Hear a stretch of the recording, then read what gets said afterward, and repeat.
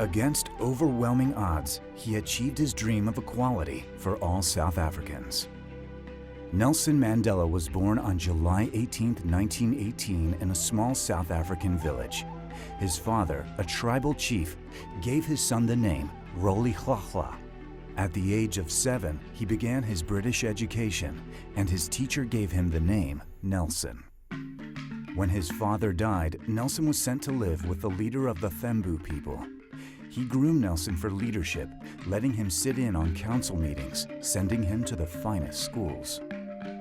During a break from college, Nelson ran away to Johannesburg in order to avoid a prearranged marriage. It was 1941, and for the first time, Nelson came face to face with the brutal reality of a racially divided South Africa. By entering the city as a kind of anonymous black person, he gets a first-hand experience of what black life is like for urban black South Africans at that time, and he gets a kind of immediate confrontation with the white apartheid racist state. I think that he had two languages. He had a deep historical language from his own learning, his own training within his tribal background. But I also think that he had a language of the law. He had a completely contemporary language, and he brought those two together in the language of human rights.